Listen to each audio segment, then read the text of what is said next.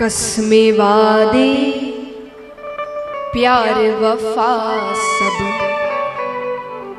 बातें हैं बातों का क्या। कसमें वादे प्यार वफा सब बातें हैं बातों का क्या। कोई किसी का नहीं ये झूठे, कोई किसी का नहीं ये झूठे नाते हैं नातों का क्या। कसमें वादे प्यार वफा बातें हैं बातों का।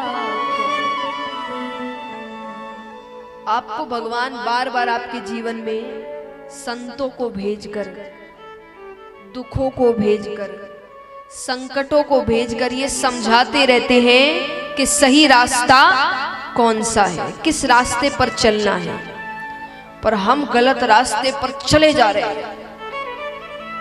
सोचिए आज का समय कितना पहले लिख दिया गया। कहते हैं होगा मसीहा सामने तेरे फिर भी तू ना बच पाएगा। कि होगा मसीहा सामने तेरे फिर भी तू ना बच पाएगा। तेरा अपना खून ही आखिर तुझको आग लगाएगा। कि तेरा अपना खून ही आखिर तुझको आग लगाएगा। और आसमान में उड़ने वाले मिट्टी में मिल जाएगा। कसमें वादे प्यार वफा सब बातें हैं बातों का। जैसा मैंने कहा कि सुख में सब साथ रहते हैं, दुख में सब छोड़कर, और ऐसे ऐसे साथ छोड़कर जाएंगे जिनके बारे में आपने सोचा भी नहीं होगा कि ये मेरा साथ छोड़कर चला जाए। सुख में साथ रहेंगे तेरे, दुख में सब मुंह मोड़ेंगे। कि सुख में साथ रहेंगे तेरे, दुख में सब मुंह मोड़ेंगे। दुनिया वाले तेरे होकर तेरा ही दिल तोड़ेंगे। कि दुनिया वाले तेरे होकर तेरा ही दिल तोड़ेंगे। और आप क्या उम्मीद रखते हैं ऐसे लोगों से? एक बात बताइए, यहाँ कितने मानते हैं कि भगवान हर जगह है, हर जगह से हमें देख रहा है? हाथ उठाना। कौन कौन इस बात को सच मानता है? फिर भी पाप करते हो, फिर भी गलत काम करते हो, ये जानते हुए वो हर कोने से हमको देख रहा है। तो हम कैसे हो गए हैं? देते हैं भगवान को धोखा। कि देते हैं भगवान को धोखा, इंसान को क्या छोड़ेंगे।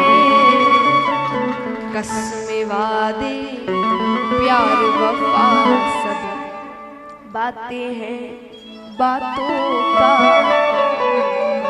कोई किसी का नहीं ये झूठे नाते हैं नातों का क्या। कसमें वादे प्यार वफा बातें हैं बातों का। इसलिए संसार को खुश रखने में इतना समय मत जाया करो। कितना भी उनको खुश रख लो, धोखा तो वो देंगे ही देंगे। कहते हैं जीवन में हर रिश्ता एक ना एक बार धोखा देता है, हर रिश्ता। और धोखा मतलब जरूरी नहीं हर बार कि वो आपको गलत रूप से ही धोखा दे। कई बार मान लीजिए आपको किसी की बहुत आदत हो गई, बहुत प्रेम हो गया, उसके बिना आप रह ही नहीं सकते, उसका जीवन धोखा देकर चला जाए, बुलावा आ गया उसका, अब क्या करोगे? धोखा तो मिल गया। तो भगवान कहते हैं कि जीवन में हर रिश्ता एक ना एक बार आपको धोखा, हर रिश्ता देगा। एक भी रिश्ता ऐसा नहीं है जो आपको धोखा नहीं देने वाला, एक ना एक बार तो देगा। एक ही रिश्ता है जो कभी धोखा नहीं देता, वो भगवान है। वो कभी धोखा नहीं देते आपको। आपका कोई काम नहीं भी करेंगे तो वो आपके अच्छे के लिए है। भगवान कहा जाता है ना कि कई बार हमें पता नहीं होता कि भगवान हमें पूरा समुद्र देना चाह रहे हैं और हम उनके सामने चम्मच लेकर खड़े हैं और हम कहते मेरी चम्मच ही नहीं भरी। कैसा भगवान है? भगवान कहते मैं क्या देने जा रहा हूं और तू क्या मांग रहा है। तो इसीलिए भगवान पर भरोसा रखिए और अपनी मेहनत करिए। कर्म करना जरूरी है। हमेशा याद रखिएगा, भक्ति का अर्थ ये नहीं होता कि आप कर्म करना छोड़ दें।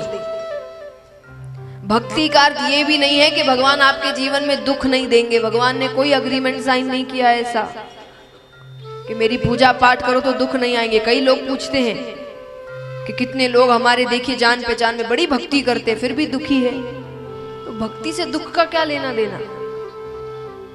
भक्ति आपको उस दुख से सामना कैसे करे उसकी शक्ति देता है। दुख सुख तो कर्म के अनुसार मिलते हैं, जैसे कर्म करोगे वैसे फल मिलता है। तो भक्ति का अर्थ ये नहीं कि कर्म करना। एक बार एक 30 साल का युवक भगवान के मंदिर जाता है, जाकर कहता है हे भगवान मेरी लॉटरी लगवा दो। क्या कर दो? कौन कौन चाहते हैं यहां पर उनकी लॉटरी लग जाए? हाथ उठाना। आइए, कुछ लोगों ने उठाया हाथ और जिन्होंने नहीं उठाया उनके लिए एक बात कह दूं, सच में अगर कथा के बाद जिन्होंने हाथ उठाया उनकी लॉटरी लग गई ना, तब आप सोच रहे होंगे हमने भी हाथ उठा लिए होते उस दिन तो अच्छा होता। तो फिर से प्रश्न करती हूं, यहां कितने चाहते हैं कि उनकी लॉटरी लग जाए? हाथ उठाना।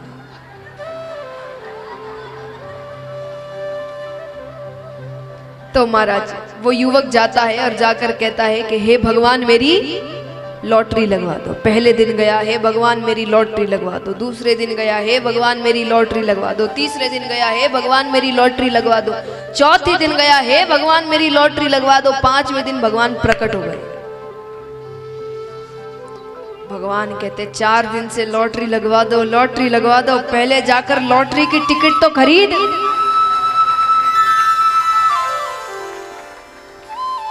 अरे भगवान कहते इतना कर्म तो करोगे कि वो भी मैं करूं।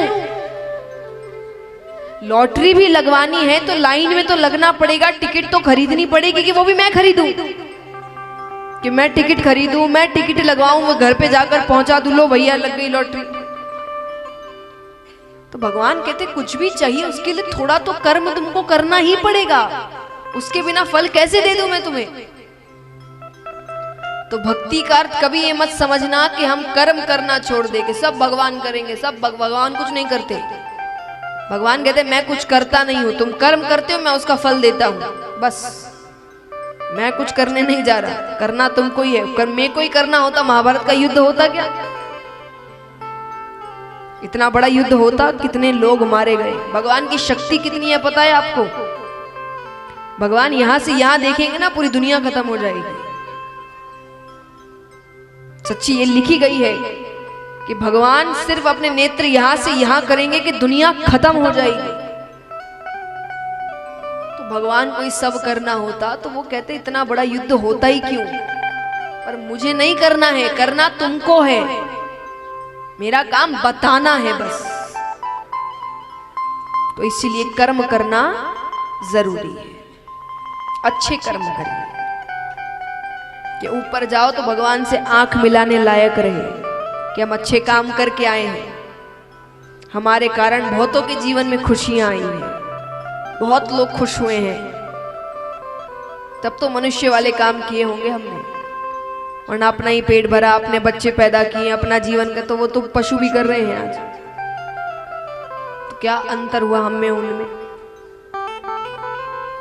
तो महाराज अब यहां पर राजा परीक्षित पूछते हैं सुखदेव जी से कि मुझे ये बताइए कि ये जो बातें कही गई है कि स्वर्ग है, नरक है, तो ये सच में है कि सिर्फ कहने को? सुखदेव जी कहते क्यों कहने को, सच में है। तो बोले वहां क्या होता है? बोले स्वर्ग में आपकी इच्छाएं पूरी होती है। देखिए आपके पाप पुण्य समय अनुसार बंधे होते हैं। जैसे मान लीजिए आपका जीवन 50-60 साल का है, उदाहरण स्वरूप कि मान लीजिए 50-60 साल तक का जीवन है, ऊपर गए तो ऊपर आप जाकर क्या कहेंगे वो कि इतने वर्षों का पुण्य किया, इतने महीने का पाप किया। तो यानी समय अनुसार बंधा होता है, कितने पाप किए नहीं, कितने समय तक किया वो निर्भर करता है। तो उन्होंने कहा कि जितने समय का पुण्य होगा उतने